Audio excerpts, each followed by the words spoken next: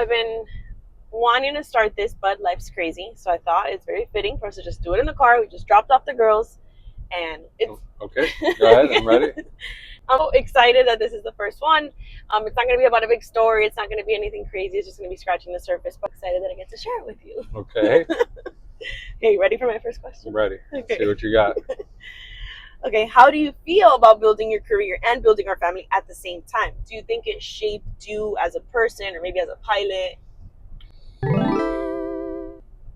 I think my career was already being built way before we had a baby, right? Because Yeah, it was your dream and you were obviously working Yeah. for it, so For this was sure. already towards, I guess, But I feel like the end of the beginning. That's what I would call it. Okay. Like the end of the Okay. beginning of my career, of the start of my career. Yeah. Okay, fair. Right? So I was already flying. I already had my first flying job. At the beginning, it was tough because I didn't only work as a pilot. I also worked Yeah. at the airport. A lot of jobs. Yeah, I had a couple of jobs at the same time at the beginning. But everyone thinks like once you get an airline job or once you get a pilot job, you're just a millionaire right away, and you're just making so much money, and you're not. Like you're really not. I was flying for a small airline at the time when you got pregnant with Emily, but I was making $400 a week. So everyone thought like, oh, you guys make so much money or whatever. No, Karen had a corporate job. Karen was making money. I was barely bringing anything home. We had enough to, kind of survive. We also had a roommate at the time, so that helped us a lot. It was one of my friends from the Army. We were kind of cruising. And then once I started working there, you got pregnant. And it wasn't planned. I was going to say, it wasn't a planned pregnancy. But, we were already married. Yeah. We already had, technically I was already flying. So I had my career. You had a corporate career. Yeah. So, you were freaking out about it. I really wasn't. I had a total meltdown. Yeah. It was definitely my rock there. I was like, I'm too young. I was 25. I wasn't that young. But yeah, we definitely, like you said, Yeah. Reel me back in. You're like, we're married. We have Yeah, if our you're looking at like the jobs. steps of life, Yeah. we're where we should be. We live on our own. We're Yeah. married. We have, we both graduated college by that point. We have careers. The only thing was I wasn't making a lot of money, and you don't realize how much kids cost until you have a kid. Yep. Right, so you assume how much they cost, but like if you both have jobs, daycare's $1,500 a month, and I was making $1,600 a month. So looking back on it, all kind of worked out, but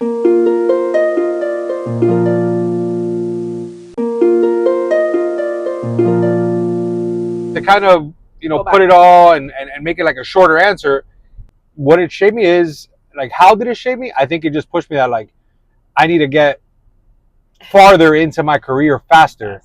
How has becoming a husband or a father added to your journey through the career? I don't know. Is there anything more about like maybe being a dad? Yes. So I was really happy in the cargo world. I love flying cargo. I'm thankful for Amerijet, the opportunities it gave me. But there was one thing that always kind of was in the back of my mind.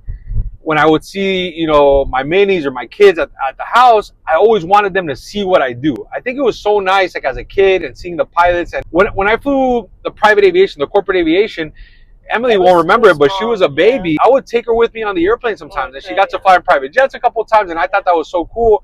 And that was something, yeah, she did too, yeah. But that was something I always thought about. As a dad, I'm like, man, I wish they could see what I do at work. But I think if I didn't have kids, I might have never made that move. Like, whether the girls want to be pilots or not one day, it's fine. Like, I want them to do whatever they want, but I want them to enjoy the career with me and the life and the opportunities that it gives us. And I think that was one thing that really changed my whole, like, deviated what I thought was going to be the end of my career. Yeah, I love just hearing how you see it and kind of how, I guess that was the deciding factor of moving to the airlines, because I know it was a really hard struggle. I know you really, really enjoyed cargo.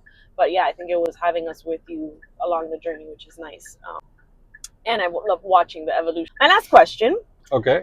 As you've grown in your career and in our life together, has your definition of success shifted at all? No, honestly, no. I think success, we've had a great life, honestly. Like, I think, ups and downs, a crazy roller coaster, lots of up and downs. People say like, money doesn't bring happiness. I really believe that's true, but money makes life easier. We've had lots of ups and downs in my pilot career, and also you had a corporate career where you were making great money, and you stopped for a bit. Now you work from home and you're doing great again. In aviation, you always start at the bottom again. You always start at the bottom, but you have to see the light at the end of the tunnel.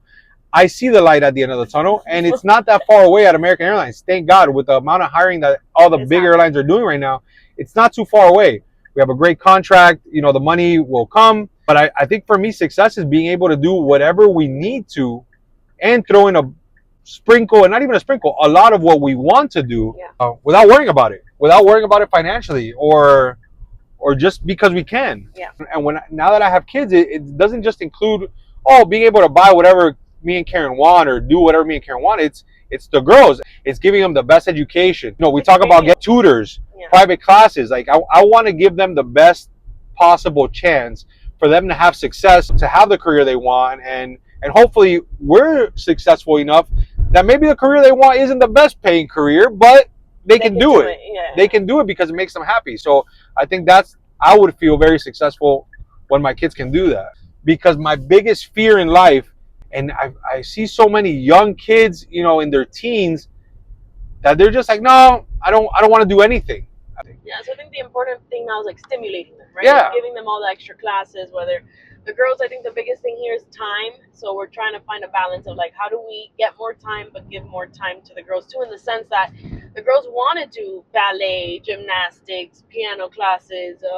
We want to do tutoring, but there's so many things that we want to like make sure at least they're asking for it too, which is a good thing. Like there's a skating class or this class or whatever. They want to do it all. So now it's kind of like honing down. Dad's away a lot.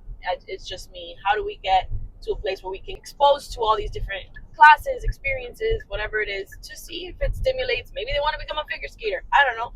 But at least we're exposing them to all these different things. So I think that's where we're, as a family. I tell Karen, I don't know if this sounds pessimistic or whatever, but that's weird. That's not you. Yeah. I could die tomorrow. And I was successful in my life, right? I played the game that the world sets you up to play. I played, and I went to school. I went to college. I got married. I bought a house. I had kids. I got the job I wanted, right? And I've done so much more in between. I've been to the army. I've been to war. I've had a million jobs. I've seen the whole world. I bought random cars I wanted. I flew the airplanes I wanted. I was a captain. I swam with the sharks. I always say, like, if I die tomorrow, I'm like, you know what? I did it all. Like, don't feel bad for me. Honestly, I feel. He's not saying that literally. Yeah, like I mean, like, I have a couple more goals, right? Like, I want to be a captain at American Airlines. I want to be eventually be an instructor pilot again. I want to be a check pilot. I eventually want to go the management track, and it's just honestly at some point it's to see if I can and to say I did it. So now it's like, all right, let's see what else. And I want to do things like that, and I want to do salsa classes. And my kids are successful, and it doesn't have anything to do with their money or their whatever. I don't care if they get married and have kids or whatever. If they're happy doing what it is that makes them happy, whatever that is, I was successful. I love you. Yeah, I love you. Yeah. And, thank you for not making, some TikTok questions. He told me we were going to do these questions, and I was like, okay. He was like, I don't want to do this. Yeah, I was like, what are you trying to do? Some TikTok trendy? Was it TikTok or trendy? It wasn't. It was good, huh? Yeah. Huh? It was real questions. I like to talk. I'm a big talker. Yeah, if you sit next to me on anything, I'll talk to you about anything. But yeah, no, I think it was nice to like reflect and look back. Obviously, I really wanted to hear. It was a question I generally had. Like, I just wanted to know, because we built your career, as we built our family, how did you feel about that? And obviously, there was a push here and there for you because you felt like, all right, I gotta provide more as our family grew. So it's just nice to hear. It's just things I think we don't talk about because it's not questions I normally have. We're just talking about our day to day and how we're gonna get this to happen and that to happen. So yeah, it was nice to reflect. And again, it's just scratching the surface. I think I want to do a lot more of us traveling and going on these crazy experiences. Like, I think my favorite trip that I can't wait to do with the girls, speaking of bringing the girls into all of our success, is doing that Kenya trip, the safari trip. That was pretty epic. Think about it daily. But yeah, no, that's all. I don't think we recognize, a lot of the stuff we've accomplished as we're living it. Yeah. So to take a second and like go back and think and ask some. It's true, we always, like, as people, we always worry about like what's next. Like, we always forget everything we've already done and where we're at in life. It's always like, I need to do this next. I need to do this next and this next. And it's really been so special, the journey. So